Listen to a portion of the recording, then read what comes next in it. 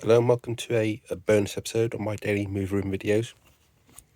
So I've got a video going up at the same time as this one, where I talk about why I got a new fitness watch and why I moved from Fitbit to Garmin and the problems I've had with Fitbit. As of recording, I've had the watch about 5 days. By the time this video goes up, it'll been about 3 weeks, and I'm really enjoying it so far. Just for the few days I've had it. There's a few things I want to talk about regarding the watch, but I think I'll do that in a separate video, and I'll wait till I've had it a bit longer and used it a bit more, because I haven't really used the GPS in there yet. And there's a few things I want to mention about how I'm finding this compared to Fitbit and how the app differs and things like that. So I'll cover that in another video at some point. Probably might even record it by the time this video goes up. But I just wanted to show some things I've ordered for it. So, not really had a problem with my Fitbit screen in terms of getting scratched or cracked. There might be a few light little scuffs on there, but nothing too noticeable. But this, I'm not sure that was a glass screen on the Fitbit or something, but yeah, I was a bit conscious about this one. I didn't want to, because it was new, get it scratched or damaged, and it's easy.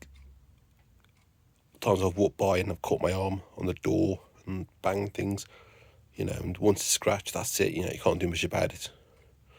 So I just wanted to offer some protection for it. I didn't want to get a screen protector because I don't like those necessarily, because you can't take them off if you want, and they don't always actually stay on, and where the screen is, it might not stick on properly and you get air bubbles and stuff.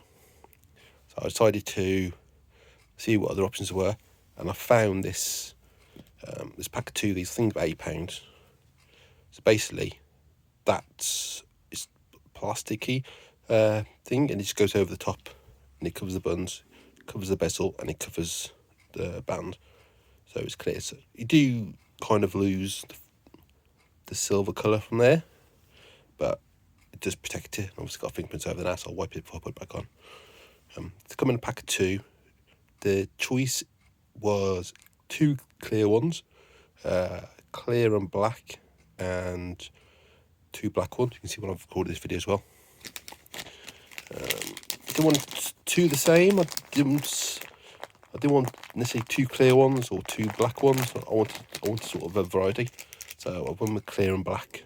So it just gives me a bit more variety. Then I can swap it over and make it a black one or clear one.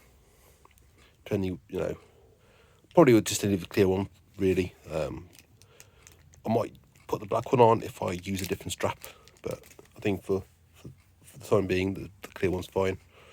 And this stays on well, it doesn't come off. It's tight enough without being too tight, and you can still see through it. You do lose a little bit of the brightness, but that's fine. You're not touching the screen as well, you're touching that. You're not losing any touch sensitivity, and you can still access the buttons. So all round, it's perfect, really. And for the sake of £7, it's no bit of a no-brainer, really, and it means the watch is protected. So yeah, I got a clear and a black one. So the black one obviously gives it a different look, and it's just got the things for they are covered over, just obviously protection for the buttons. So yeah, but I'll wipe that before I put it back on, so I don't get fingerprints. Just get the fingerprints off. The thing I ordered was the straps. So with the Fitbit Ionic, there wasn't really much choice for straps. I did order some third-party ones, as I mentioned, but they weren't great. They didn't stay on half the time. Some of them didn't stay on at all. And the actual Fitbit straps themselves were fine, but after a while they started to wear. And the first Fitbit I had, the Surge, you couldn't even replace the strap. But this is like a standard 22mm quick release strap. I was looking for what else the straps I could get. This is like a silicone one. They do obviously have nylon ones, but I was looking at that earlier, and someone said they were a bit tight and they didn't sound very well. But I thought I wanted something to make it look like a regular watch if I was going out. So I went with a leather one. Again, this wasn't too expensive. I haven't tried it on yet. It is basically the same size. I think you should fit on there okay. You just basically push that in, and yeah, trying to do one end, but yeah, it basically pulls the pin so you can slide it in.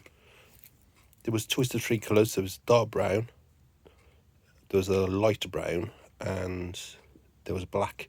I think this light brown, I can't remember, was this dark brown? I can't remember now. The other brown one they had, so you could see the stitching was like a white clear colour, like camel kind of colour, but I didn't like the look of that, and I didn't want a black strap. So I've gone for this. So basically it's like a normal watch strap, and so all intents and purposes it looks like a normal watch, or a bit of digital watch, but yeah, it's making it a bit different. Some of the straps I looked at, the reviews, apart from that they didn't fit properly. People said the metal thing, it was starting to scuff and the coating was coming off, but this seemed to have good reviews. And I think not sure that fitting is there. I haven't opened this one yet. It did come with these tools as well. Not sure what they're for. Assume if you want to take the quick release thing out.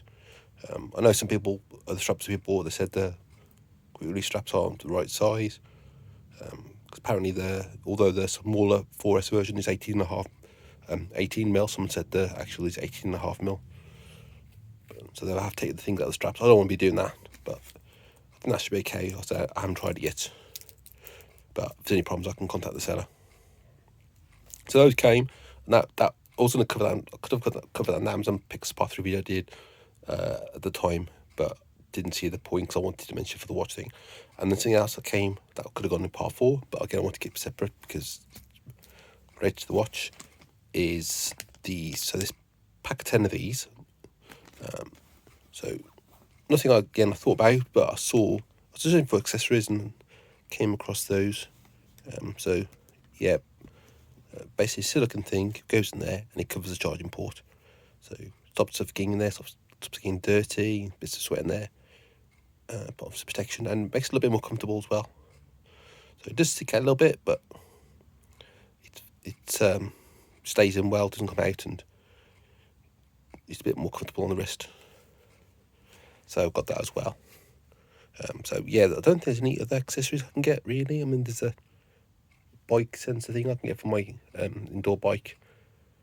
That's about 50 quid, but I need to work out whether that's worth having. Apart from that, there's obviously other straps I can get, but nothing else I'm desperate for. I think the main thing I wanted was the screen protection, and then obviously another strap. But these straps are better than Fitbit ones. I think they last longer, but I can just swap that over.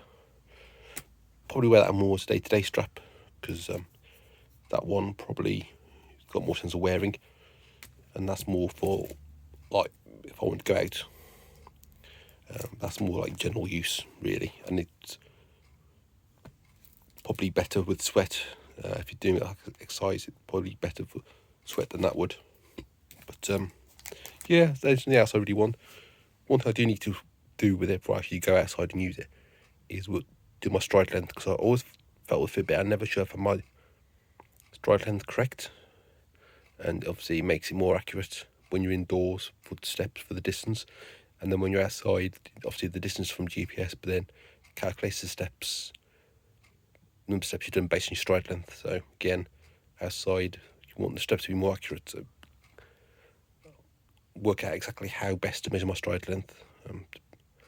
Is it like heel to toe or something? Work that out, and I can then put that in. Then I know then it will be accurate. And also, before I do too much on this, I mean I've used this now for like 4 days, so I want to try and get that done sooner. Then it probably won't be much out anyway, but at least I know the rest. From early on using the watch that the data is correct.